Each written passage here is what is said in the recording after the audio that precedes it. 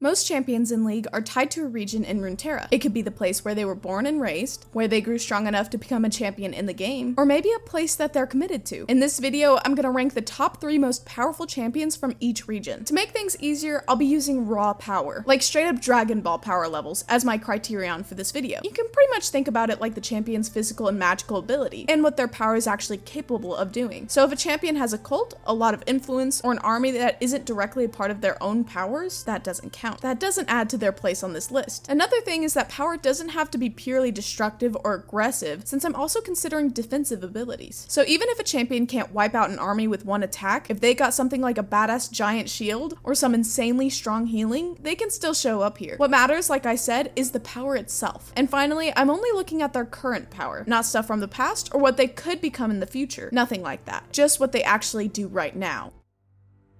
In third place, we've got Ezreal. Ez is your typical Piltovian, meaning he was born into a rich family, but unlike most of them, he became an explorer chasing after treasures. And that's the main reason he's sitting at third. With insane luck and a ton of exploring, he's gained a lot of battle experience, and a bunch of artifacts that make him way stronger than most people in Piltover. One example of that is the Gauntlet of Nezuki, which is a sick weapon. Strong enough to be considered legendary. Ezreal himself isn't really that powerful on his own, but I think with all of the stuff he's gathered during his adventures, it's more than enough to put him in third place. Now let's move on to our second place Piltovian, Jace. Honestly, there isn't a huge difference between Jace in Arcane and Jace in League, except that we actually know what his abilities are now. We've seen him blasting people with that giant Hextech cannon of his, and dude, that thing is crazy strong. One shot and he's deleting anyone in front of it. Plus, after he came back from that alternate reality, his hammer got even more powerful, started reacting to magic, and got fully charged. I'd say he's looking busted, but let's be honest, he doesn't have that much competition. Finally, first place goes to Victor. Now look, I know Victor isn't technically from Piltover, he's from Zaun, and on his wiki he's listed as a Zaunite, but in Arcane, like 99% of his screen time is in Piltover. Plus, during Arcane, when we're getting the Zaun arc with Jinx and everything, we're also getting the Piltover arc with Jace and Victor working on Hextech, so I decided to put him under Piltover here. That being said, just to avoid people complaining in the comments, if he was counted as Zaun, he'd still be number 1 there too. But anyway, let me explain why he takes first place here. I don't think there's much of a surprise for anyone who's seen Arcane, but I gotta explain for those who haven't. Dude, Victor basically becomes a god. He's insanely broken. He can travel between 3 dimensions, and he literally says that in multiple realities, the only one he could solve this was Jace. During the show, he goes back in time and teleports Jace around using this rune stuff that had everyone thinking it was Rise. And then he's got like 955 robots that are insanely powerful. One of those robots alone needed both Melt and Jace to take them down, and Victor had like 500 of them with him. There's really no debate here. He's way stronger than everyone else around. Alright, here's when things start getting more interesting. Zaun is basically Piltover, just better. In third place, we've got Warwick. This is an Arcane spoiler, so be warned. Anyway, Warwick, for those who don't know, is actually Vander from Arcane. He was a human that Singed experimented on and turned into the monster he is today. He's completely insane. There's a cinematic showing how he can leap ridiculous distances, melt metal with his claws, and on top of that, he's super strong, tanky, and fast. And if we consider what we saw in Arcane, he's even stronger there. His speed in the show completely outclasses what we've seen in Runeterra, and that's not even his final form yet, since that only happens when he dies and fully comes back as the wolf beast. His regeneration is absolutely busted. There's a moment where Vi smacks him with a huge punch to the jaw and he just heals instantly. He tanks bullets like they're nothing, just straight up ignores them. He's basically Singed's magnum opus. He's one of the few characters from Piltover and Zaun that I think could actually put up a serious fight against other creatures and races from different regions and give them a real good battle. But alright, moving on to second place, we've got Singed. Now, it's debatable if he really deserves this spot, but his capabilities are absurd, and very few people have feats anywhere close to his. It's really no wonder that Noxus went after him for help during the invasion of Ionia. Even though their personalities differ, the Singed from Arcane and the one in League are technically the same guy. If we add up all of his feats, it gets kinda crazy. He created Shimmer, which literally turned people into Dr. Mundo. He made Warwick. He experimented on Jinx in the middle of the chaos and gave her powers. And that's not even everything he's done. done. Taking all that into account, the chance that he hasn't modified himself is basically 0. But even if he hasn't, that's not why he's here. During the Ionian War, he basically made a nuke for Nexus. It wiped out an entire battalion in the blink of an eye. The only one who survived it was Riven, and that was literally just because she had a super powerful magic sword. As the Chemtech genius he is, he's got the power to devastate entire regions without anyone even noticing. With poisons, acids, bombs, he can create some seriously busted weapons of mass destruction. And that's exactly why I put him in second place. And finally, taking first place in Zon, we've got Janna.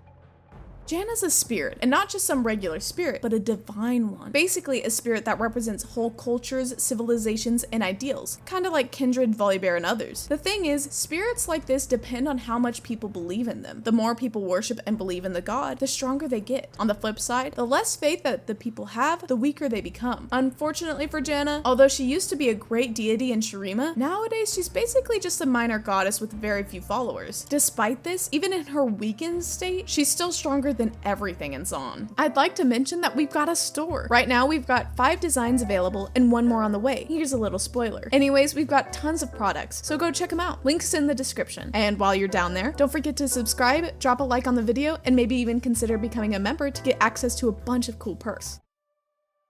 The Void is themed around consumption and adaptation, a core theme in many of its champions. As a result, it's totally possible that at some point, Riot might drop an update to the lore that puts some champions from here on a completely different power level. Like, I don't know, maybe Kha'Zix eats some random insanely strong creature and suddenly he's way stronger than we ever thought he was. So yeah, this Void list could change a lot over time, but for now, I'm basing it on what we actually have at the moment. Right now, I'd say third place goes to Rek'Sai. Rek'Sai is the queen and mother of an entire race, the Xer'Sai. They terrorize a whole part of the Shurima Desert, and as we can see from her lore cards, they're already pretty insane. And Rek'Sai being their queen and mother is obviously even more absurd. In the Cal cinematic, we got to see her real size, which definitely shocked a lot of people who didn't expect her to be that huge. Her lore card also shows how overwhelming her presence is. She doesn't really have any specific magic power or ability, she's just a massive, ridiculously strong monster that commands an entire race. Moving on to second place in the Void, we've got Vel'Koz. Vel'Koz, in my opinion, is hands down the coolest Void character, and honestly one of the coolest characters in all of League's lore. He was one of the very first Void creatures created by the Watchers, and he's also the one that's been in Runeterra the longest. Unlike most Void creatures, which just go around destroying and consuming everything in sight, Vel'Koz's goal is to observe and learn, then pass that knowledge back to the Watchers. Even his name, Vel'Koz, is a Shuriman word that means to understand by unmaking. One of his ways of learning is literally by reading people's minds. He just shoves a tentacle into someone's brain and steals everything inside until they're an empty shell. Insanely cool. Besides being the smartest Void creature, he's also one of the most powerful. And like I said, he's been in Runeterra the longest. He also has magic, unlike Rek'Sai who's just a big scary beast. Vel'Koz shows in-game and in cinematics that he has a ton of powers. We don't even know his full limits yet, but from what we've seen, he can do some really crazy stuff. That giant laser of his, for example, is absurdly powerful. All of that combined puts him as the second strongest Void champion, only behind our number 1, Bel'Veth.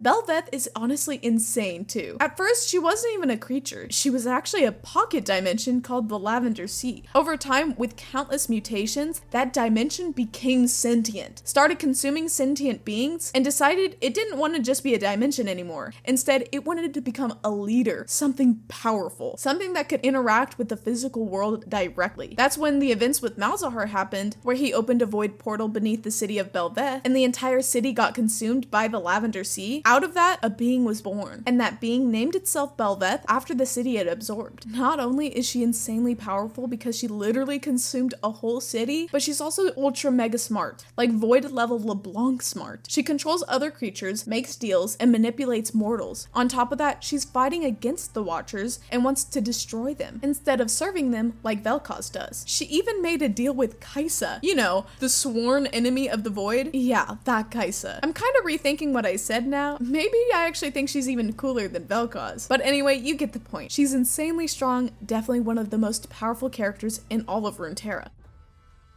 We're starting off Bilgewater with the River King, Tahm Kench. He's the Runeterran demon of greed. And while I won't go too deep into his lore here, I already did that in the demons video, he basically makes deals with random contracts throughout the region. The catch? Every deal is rigged, and Tom Kinch always collects his debts. Exactly what his abilities are is still unknown, but he seems to have some level of control over material reality, making things appear, change, and corrupt. And it's because of this uncertainty about his true powers that it doesn't get placed any higher on the list, but just based on his feats alone, he easily takes 3rd place. He just doesn't climb any higher because of the existence of 2 other beings. One of them taking 2nd place in Bilgewater is Nautilus. Nautilus used to be a diver who recovered lost objects from the sea. It was a pretty crappy job, especially in that region, because of the insane leviathans that could kill him in a second. But yeah, that's what he did. To understand his lore, you first have to know about Naga Akaboros, the goddess of motion. She's also known as the Serpent Mother, the Sea Queen, the Great Kraken, and so on. She's a divine spirit that's been widely worshipped in Bilgewater ever since the place was known as the Serpent Isles. She believes that individuals should follow their desires, take control of their own lives, and above all, never remain stagnant. To pay tribute to Naga Akaboros and to ask for her favor, sailors always tossed a coin into the sea before setting sail. In fact, that was the only request Nautilus has ever made of his captains. Unfortunately, one day his captain underestimated Naga Akaboros, failing to pay her tribute. Because of that transgression, Nautilus was punished by the goddess. We don't exactly know what happened. He was basically dragged down into the depths by tentacles while diving for treasure. After a long time, he woke up in the form we know today. His old diving suit became a solid suit of armor. Vowing revenge, he now stalks the seas around Bilgewater, hunting down ships who fail to pay tribute to Naga Akaboros. Besides his connection with the goddess, he's also gigantic. On top of that, his skin is basically super protective armor since it's this massive metal diving suit, which by itself is already enough to get him 2nd place. And moving on to 1st place in Bilgewater, we've got Alawi. Few things in Runeterra are as unshakable as Alawi's faith in Naga Akaboros. She grew up in the Buru tribe, I don't even know how to pronounce that. If someone knows, correct me in the comments, I couldn't find it. Which is the tribe that worships the Serpent Mother and was trained from childhood for priesthood. Her willpower and spiritual talent led her to be chosen by the truth bearer of Naga Akaboros, which gave her the artifact called Eye of God. This artifact lets her draw on the goddess's power for her own feats, which means she can perform insanely powerful spiritual magic, create barriers, heal, channel the goddess's strength to crush enemies, test someone's spirit by pulling their soul out of their body, and more. She also has clairvoyant powers thanks to her connection with the goddess. And if that wasn't enough, she's insanely physically strong too, able to move around the Eye of God like it's nothing, even though it looks like it's made of solid gold and is bigger than a lot of League champions. So yeah, she's a beast in terms of raw physical strength. Plus she's got crazy spiritual and magical power because of Naga Akaboros, which makes her #1 spot in Bilgewater well deserved. I'll say this right away, I'm not ranking LeBlanc for the simple reason we have absolutely no clue about her real power. She's probably one of the strongest beings in Runeterra, but she could also just be really smart and have the ability to live really long, which makes her power level pretty hard to measure. But with that in mind, 3rd place goes to Vladimir.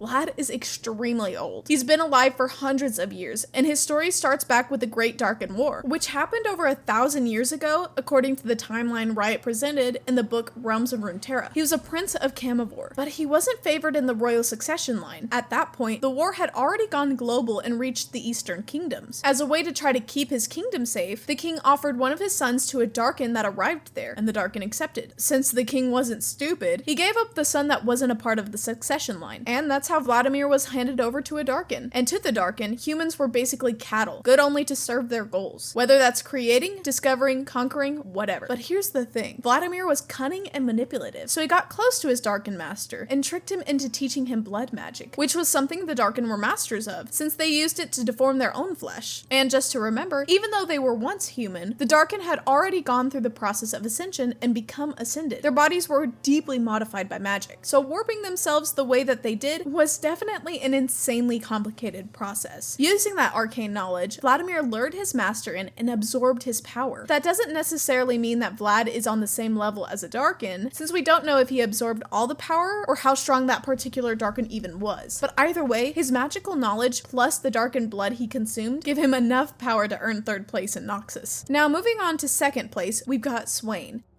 Jericho Swain is one of, if not the greatest mind in Nexus. He was born into a Noxian noble family, which gave him access to top secret info, and also a really solid formal education. Combined with his natural intelligence, he quickly became a super important Noxian general. Eventually, in his quest for power, he made a pact with Rom, a demon, probably a primordial one, that was trapped inside the immortal bastion, and that his family had been searching for generations. All of that gave Swain enough political and military backing to pull off a coup in Nexus and crown himself emperor. But fearing his own power and not wanting to repeat the mistakes of his predecessor, he decided to split the throne into 3, founding the Triferix. Considering his intellect, his powers, and almost omniscient knowledge of the demon, Swain is definitely one of the most powerful individuals on the entire planet. On top of that, he's got an army of ravens spread out across the world, constantly watching and gathering information, basically making him aware of everything happening everywhere. And if that wasn't enough, at the end of Katarina's comic, he flies in at the last second and saves Katarina from a bomb explosion, grabbing it with his hand and redirecting it back to her dad, like it was absolutely nothing. So yeah, he's not only magically strong, but he's also insanely powerful physically. All of that makes him possibly the most powerful being alive in Nexus, but not the most powerful overall, because there can only be one at the very top of Nexus, and that is Mordekaiser. Mordekaiser is the foundation of Nexus. In fact, his conquests are the reason the Noxian Empire exists. Back when he was alive, and going by the name San Uzal, he was already one of the greatest conquerors the world has ever seen. However, when he died and made his way into the afterlife, he realized that the glorious future he was supposed to have wasn't real. Instead, there was nothing, just souls fading away into the ether. Furious, San Uzal simply refused to fade away, creating his own kingdom and plotting his return from the grave. He tricked a group of sorcerers into thinking they were resurrecting San Uzal the man. What they didn't expect was that this man no longer existed. What came back was Mordekaiser, the Iron Revenant. When he returned, he could manipulate, absorb, and fuse the souls of living beings. That, combined with his endless hunger for power and the insane physical strength of his new metallic body, let him conquer half the continent, the region that would become Nexus, purely through raw strength. His reign only ended because of LeBlanc's betrayal, which managed to trap him again in the realm of dead. That doesn't mean he died, though. During the thousands of years since then, he's built up a massive army of souls to one day conquer the material world, and now he's just waiting for his chance. Ever since sealing him away, LeBlanc has been working tirelessly, not just to gain more power for herself, but to try to find a way to permanently stop Mordekaiser's return. But she hasn't really been successful. If he ever does come back, it would be a real threat to every society in Runeterra, making him not only the most powerful character in Nexus by far, but also one of the most powerful and dangerous beings in all of Runeterra. Next up, we have Freljord.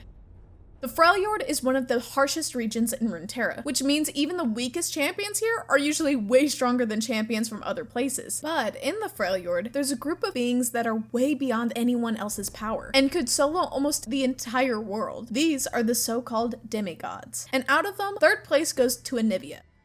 Even though she's the weakest of the demigods, she represents the eternal cycle of life, death, and rebirth, as well as the changing of the seasons. It's believed that her arrival brought the very first winters to the world, and people also credit her with the creation of true ice, a rare material that's so cold it can't melt, and can only be wielded by the Iceborn. According to the Runeterran legend, she's also indirectly responsible for all the snow in the Freljord, because she once made Ornn abandon his old home and build a new one. In his absence, Ornn's old home became the source of the region's snow, and like with most demigods, her strength is tied to the amount of belief people have in her. Unlike many of her siblings though, she actually stays present in the lives of her followers, which definitely makes her power significant. Still, that's nowhere near enough to reach second place, which belongs to none other than the spirit of fire, Ornn.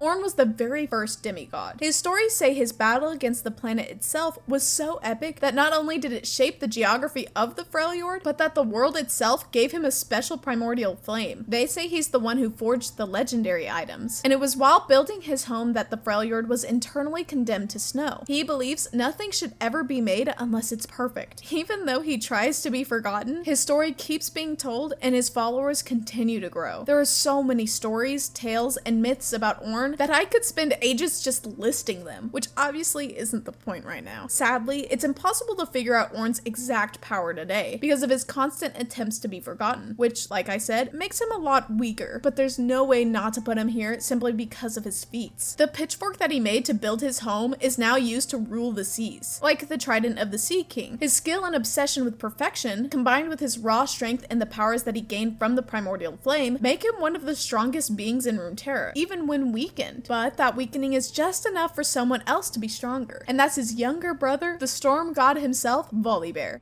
Volibear is one of the oldest gods in all of the Freljord, and is the embodiment of thunder and storms. Unlike his older brother, he has never stopped fighting and craving bloodshed and savagery. He comes from a time in the Freljord where only the strongest survived. Only those willing to sacrifice absolutely everything for survival could keep standing. And even though Ornn once put him to sleep after a fight when they were younger, the Freljord went through a more peaceful era after that. Volibear despises that peace, seeing it as weakness. After all, strength comes from battles and scars. And he didn't get the nickname the Thousand-Pierced Bear for nothing. Unlike his siblings who approach conflict differently, Voli is pure aggression. He's basically the closest thing to a natural disaster, just killing and destroying without a care in the world. These days, his followers are more numerous and dangerous than ever. The Ursine are those warriors that transform into these dark, beastly bears and embody Volibear himself, being insanely strong and brutal. Sure, Ornn once beat Volibear in a one-on-one fight, but that was in the past. Like I said, most of the divine spirits power come from the faith people put in them. And right now, Volibear's cult is way bigger than Ornn's. I didn't even bring this up earlier, but basically 99% of Ornn's entire cult was wiped out during the fight with Volibear. On top of that, while Ornn spent millennia in his volcano forging, Volibear spent all that time just fighting non-stop. So yeah, right now he's definitely stronger than Ornn.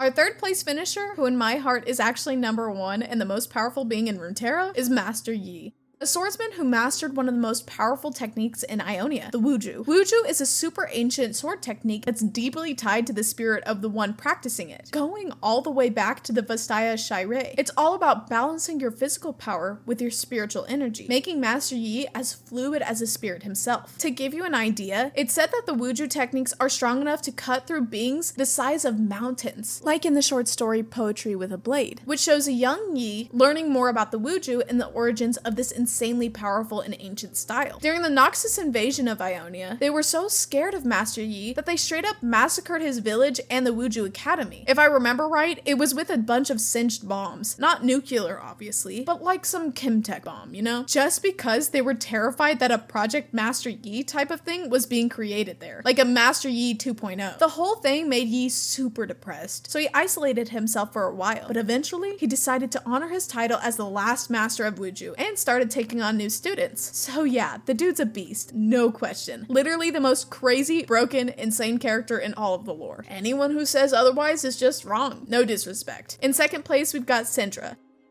Syndra was born with crazy spiritual magic, but because of her family and the people who wanted to exploit her raw power, all that potential energy just turned into negative energy, and her overwhelming magic ended up filling her with insane rage. The exact origin of her powers is complicated. Maybe it's some sort of ascension, maybe it came from everything that she went through in life, but what's clear is that nowadays, her power is directly tied to her emotions, and because of all the crap she had to deal with growing up, she became super unstable. That's why she doesn't really have full control over her true powers, which is what made Ionia itself step in and seal her energy inside a magical lake. During the war, she ended up awakening by accident and just decided to leave because she knows that she's ridiculously powerful and that if she loses control, she could wipe out entire villages without even trying. So she literally lifts up an entire temple with her power and decides to live isolated in a floating fortress until Riot figures out what to do with her. Syndra's one of those characters that's so busted, Riot has to nerf her to keep her out of the main story because she just break everything. She could easily be an unbeatable villain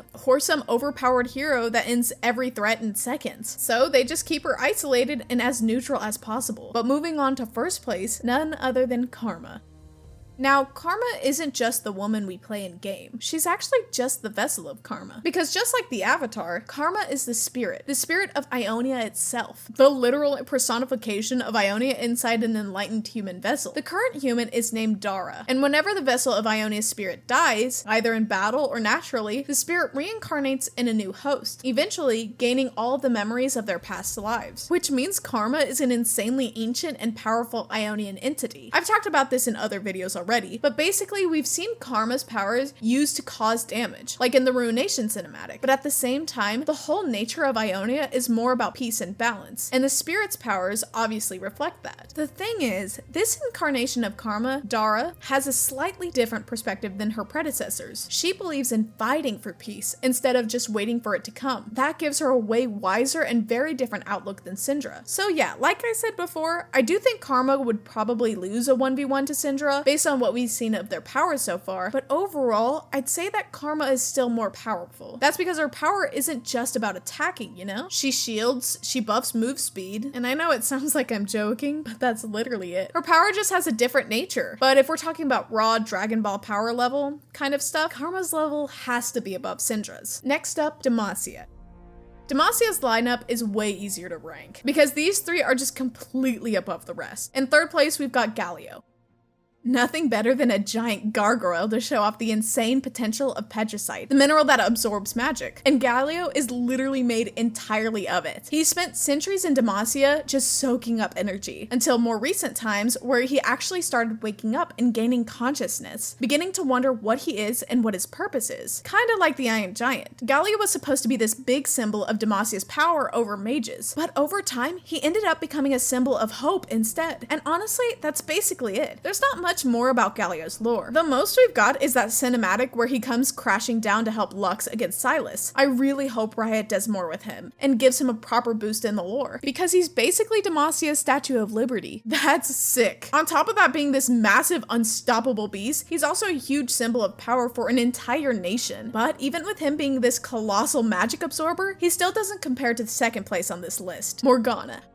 Morgana is an aspect, one of the aspects of justice, and her vision of justice is all about empathy and redemption. She believes people who do wrong can be redeemed, as long as they truly feel guilt. In general, Morgana is a calm, kind character, but when she's fighting, man, she goes crazy. Just look at the Still Here cinematic from last year, where she's literally holding Aatrox back with her ult. Even though she's clearly struggling, like the magic itself is hurting her, she's still insanely strong. She managed to hold back Aatrox after. But even being that powerful, Morgana still gets outclassed by our number one spot, her twin sister Kayle.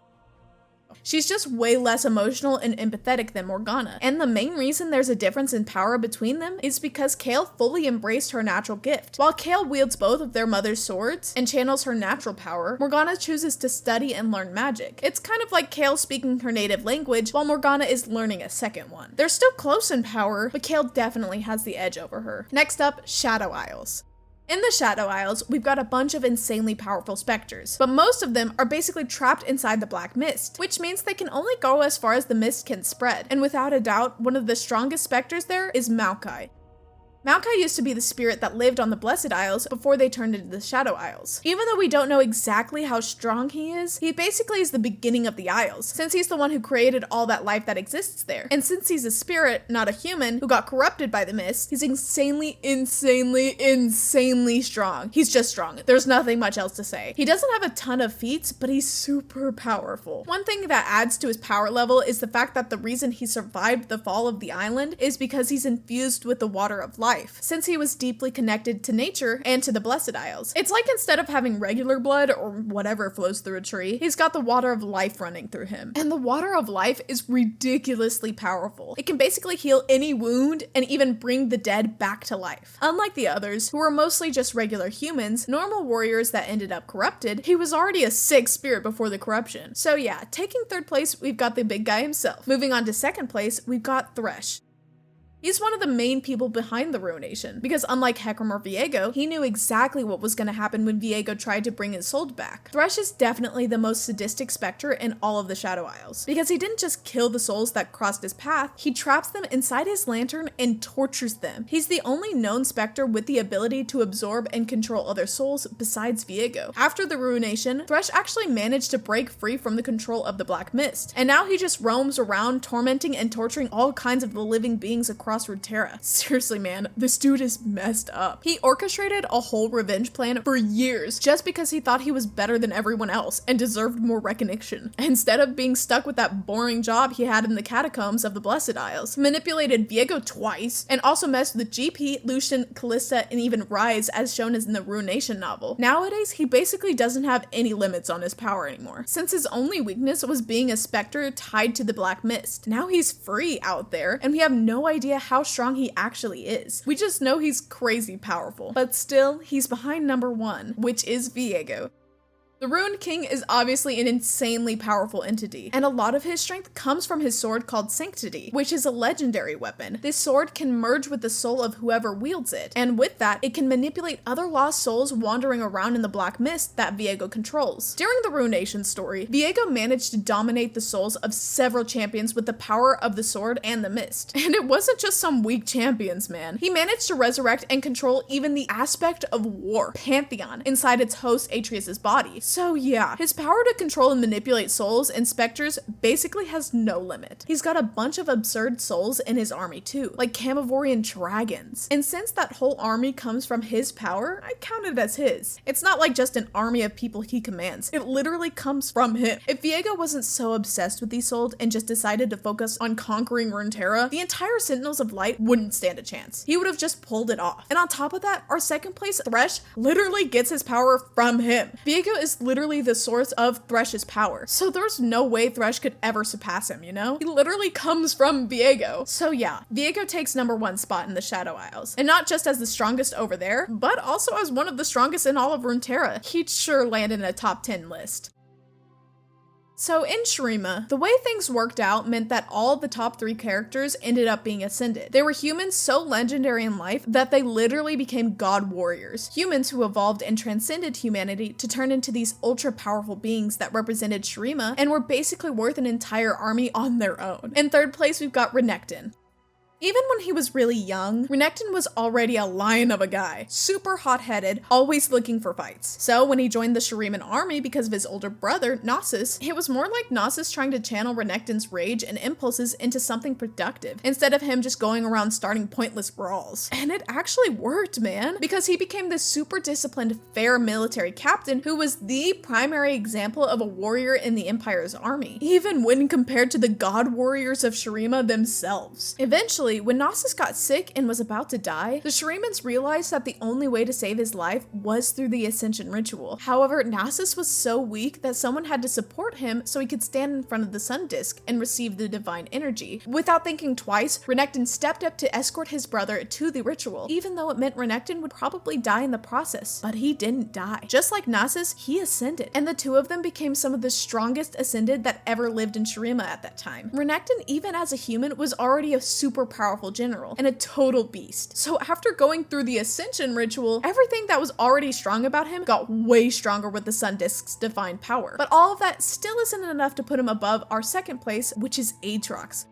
who is straight up the most powerful Darkin champion in League right now. This dude was able to kill a god, which in this case was Pantheon, the aspect of war. He literally erased Pantheon's constellation from the sky. There's no other divine being we know that's ever pulled off anything even remotely close to that. When Aatrox was ascended, it already said that he was insanely strong, since he survived the war against the Void in Akathia and was a super powerful warlord during the Darkin Wars. The only thing limiting his power nowadays is the fact that he's trapped inside of his own sword, and he's got the physical limitation of having to possess a mortal's body using hemomancy to create a flesh vessel. Even though he's still strong, Aatrox himself says he doesn't even begin to compare how strong he was back in his glory days. And it's exactly because of that, the one who takes first place, way above the other strongest characters in Shurima, is Xerath. Back when he was just a normal human, Xerath was already a crazy powerful mage. He was this scholar who kept trying to improve his arcane abilities, and from a really young age, he was super intelligent and had a magical talent way above the norm, until eventually he became friends with Prince Azir. It was actually Azir who gave him the name Xerath, which means the one who shares, in an ancient Shuriman dialect. But besides being smart, skilled, and naturally gifted with magic, Xerath was also extremely cunning and manipulative. He tricked Azir into doing an ascension ritual way earlier than he should have, since the ritual is super risky and normally only done at the end of someone's life. Thanks to Renekton, who went through a ritual that wasn't even meant for him and still survived, becoming the crocodile we know today, Xerath got the idea to make Azir attempt ascension so he could steal his spot. He ended up manipulating the Emperor, Gnosis, and Renekton, and betrayed Azir to take the ascension for himself. But since the ritual wasn't meant for Xerath, and unlike Renekton, he was overflowing with black magic, the whole thing went horribly wrong. His betrayal meant the literal destruction of Shurima. At the moment of ascension, Xerath was so flooded with arcane energy that not even he could contain all that power. Gnosis and Renekton tried to stop him, but they knew that they didn't stand a chance. So in desperation, they ended up sealing Xerath's power inside that magical sarcophagus we see him using now. And that was basically what ended up saving Xerath's life, because at that point, it was literally pure magical energy. So the coffin, even though it contains his powers, also keeps his form together. That also means that if he ever managed to break free from the sarcophagus, Xerath would have no limits. He'd literally be a being of raw, infinite arcane magic. And even in the form he's in now, he's already insanely strong. He's got a cult full of followers. He literally has the strength of a powerful ascended, but with a ridiculous boost from all of his black magic. He's on a whole different level compared to the others. It took like Azir, Gnosis, and Renekton all teaming up just to face him, and they still couldn't win. Anyways, moving on, we've got Ixtal. The region of Ixtal is super tied to elemental magic and the forces of nature, and one of the best elemental magic users in all of Runeterra is Qiyana.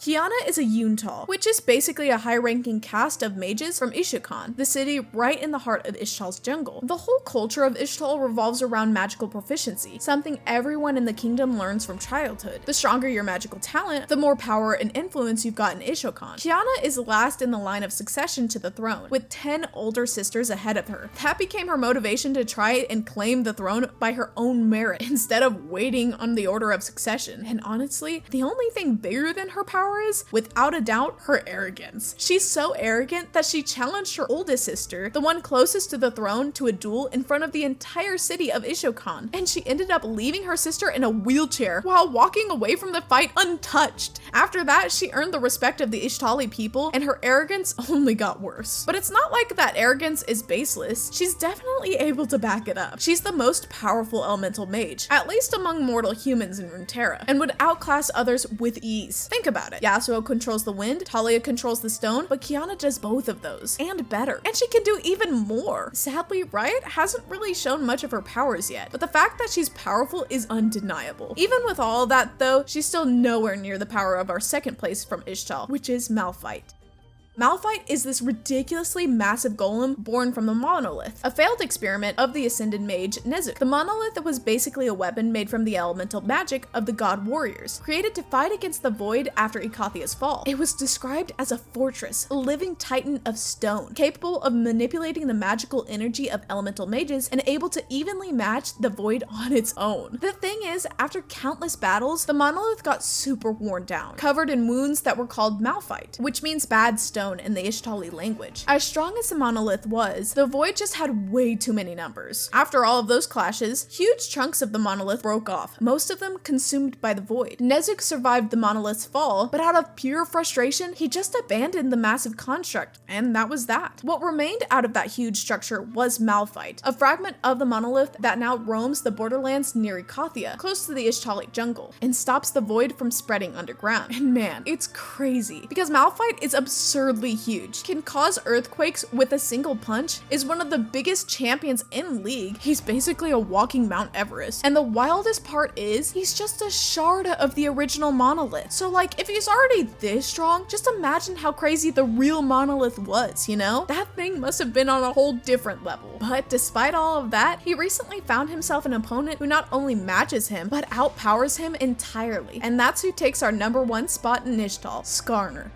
Not too long ago, Skarner got a rework that completely changed him from water to wine. The dude went from being this crystal Pokemon looking thing inspired by a God of War 3 boss to a colossal scorpion, almost as tall as Malphite, who's pretty much our reference point for massive champions in League. He's basically a god to Ishokan, a legendary giant scorpion easily capable of flattening the entire jungle of Ishtal. He fought against the Void the same way Malphite did, but in a more defensive style, and he came out just fine, didn't get wrecked or anything. And Skarner doesn't just have the massive size and natural strength and resilience of being a colossal scorpion, he also has elemental earth magic. He's literally the peak of elemental earth magic in all of Runeterra. If that's not enough to convince you, let me give you an example. Talia, who's a barely passable earth mage, when compared to Skarner, she doesn't even wield 0.5% of his power, was able to create that huge thing. Now imagine what Skarner is capable of, man. He turned out to be an insanely crazy character. He's without a doubt the most powerful in Ishtal, and is way ahead in Malphite because of his magic. I definitely say he's one of the strongest characters in all of Runeterra right now. Anyway, let's get into one of the weirdest regions in Runeterra, which is Bandle City.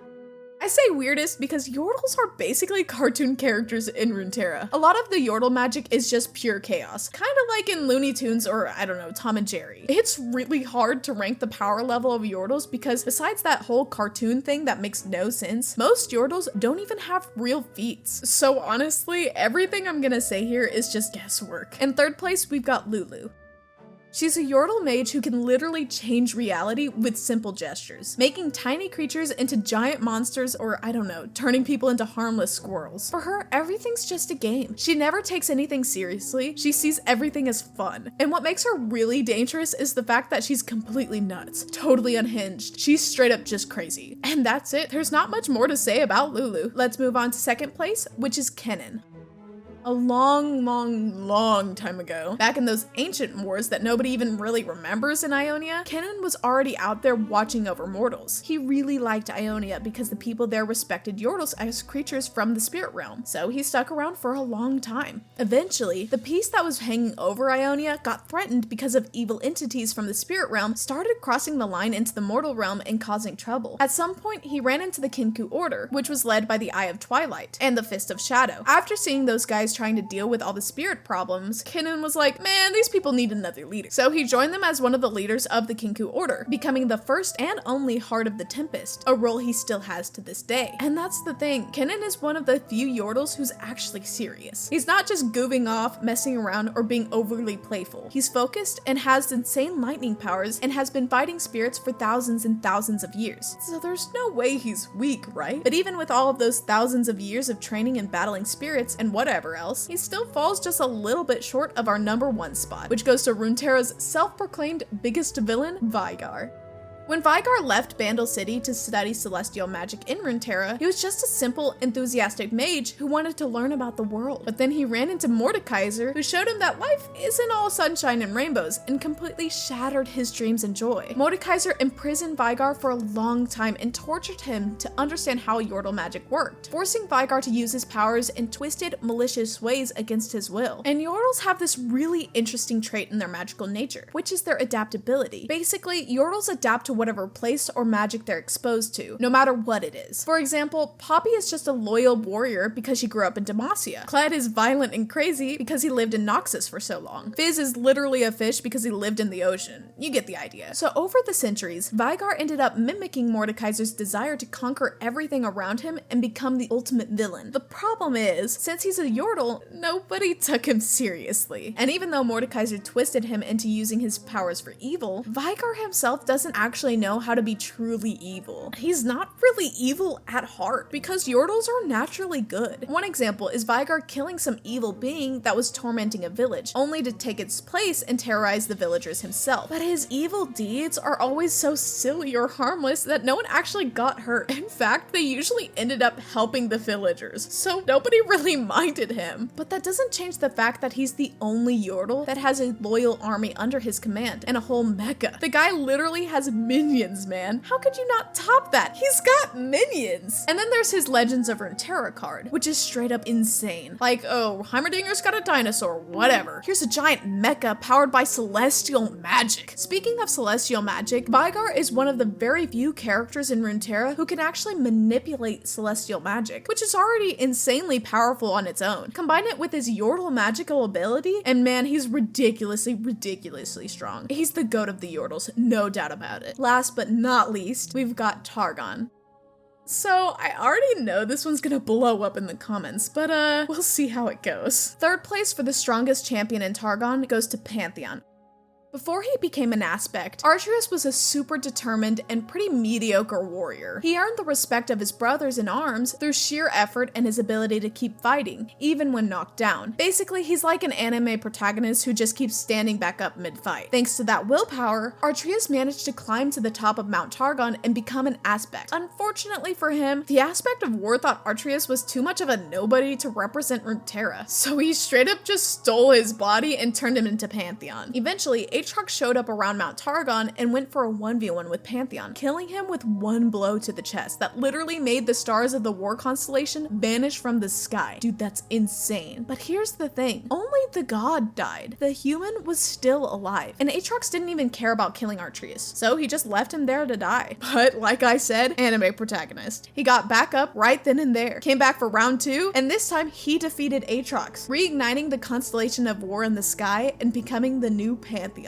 He literally became the aspect. Like, he's not the same as the others who just represent a god or whatever. He actually became the god. Obviously, he doesn't have the full power of a celestial or a complete aspect, but he's still above the other normal aspects who just channel the god's power, since he literally represents the constellation of war. And now, man, I'll defend this spot with everything I've got. You might be thinking Morgana or Kayle are stronger than Pantheon, but don't worry, I don't count them as Targon. They're from Demacia. Leona, Diana, whatever, nah, it's Pantheon. Deal with it. Jokes aside, being serious now, just like Leona and Diana, Pantheon was also trained to take on the power of the aspects. Even though he wasn't the strongest, he's still a celestial. Even with basically just the power of an aspect, he's definitely stronger than most. Plus, in the one fight we've actually seen between him and another aspect, which was him versus Leona, he wasn't even using his powers. He was literally fighting her as a regular human and still went toe-to-toe with her. Leona even had to call her whole clan for backup. Otherwise, he would have just completely wrecked her. Targ is just a total meme and useless. And Diana's on the same level as Leona, so he's definitely stronger than them. And on top of all of that, these days, Pantheon is just a celestial hunter who fights demons and celestials that threaten Mount Targon. Pantheon is not only super insane right now, but eventually, once he fully unlocks his aspect powers, he's gonna be some ultra broken being, way stronger than the other aspects. You'll see when that day comes. But unfortunately, Pantheon still isn't the strongest aspect, because that spot goes to our second place Targonian, Zoe, the aspect of Twilight. Zoe looks like this tiny innocent little girl, but just like the Yordles, her magic is completely chaotic. It's the same as the aspect of Twilight itself, which is a very different kind of aspect, since it's basically a totally chaotic, uncontrollable divinity. Zoe has the power to reshape reality just like Lulu, but on a cosmic level. She can move stars around just to play ball with them. She can use star belts as jump ropes. At the end of the day, that's the nature of the aspect of Twilight, having fun without caring about the consequences or the meaning behind their actions, which also makes the aspect extremely sadistic if you think about it, since the aspect of Twilight could have easily wiped out all of the Darkened back during the Great War, but instead, it set up a magical trap that locked them inside of their own weapons for all of eternity. And by the way, I'm not talking about Zoe here. I'm talking about the old aspect of Twilight. Unlike the other aspects, who had to climb Mount Targon to be chosen, Zoe was just chilling when the aspect noticed her and was like, hey, I like you, come on up. Opened a portal and took her to the top of the mountain, where it blessed her with its power and made her its aspect. And that's basically it, man. Zoe's super innocent, but she ends up being the strongest of all of the aspects because Twilight aspects are insanely broken. While the Celestial of War, Pantheon using Atreus' body, got bodied by Aatrox, the old aspect of Twilight could have easily erased all of the Darken if she wanted to, but chose not to. So yeah, Twilight aspects have always been more powerful than the others, no question. But even with Zoe being so insanely powerful, she doesn't even compare to our number one, which is Aurelian Sol.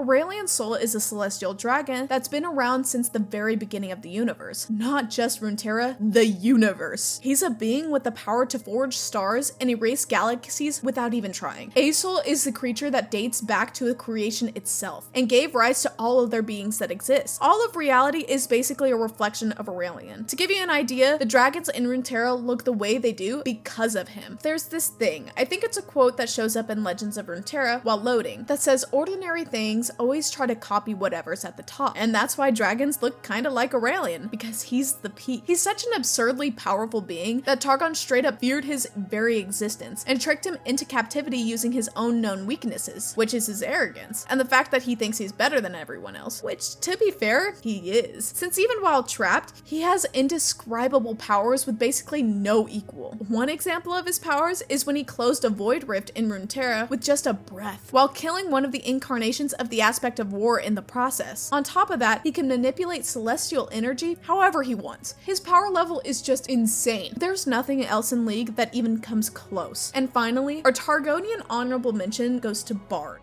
We don't really know his true power level, but in theory, Bard is insanely strong. The problem is we literally have no feats from him. Nothing, literally zero. Like, we know that he existed before the creation of the universe, before Aurelian, and that he's supposed to act as some kind of celestial balance keeper who is on Runeterra keeping the universe in balance between life and death. Yet we don't really have any examples of his power levels. Why doesn't he just take out the void? I mean, he totally could, right? If I'm not mistaken, he's not even listed as a Targonian champion, but he's definitely stronger than Pantheon. But since he doesn't have any feats and he's not directly tied to Targon, he's considered more as a cosmic champion in general. Unlike Aurelian, at least, who has ties to Targon since he was imprisoned by the aspects. That's why I decided to leave Bard as just an honorable mention. And that's basically it. We're done here. Thanks for watching.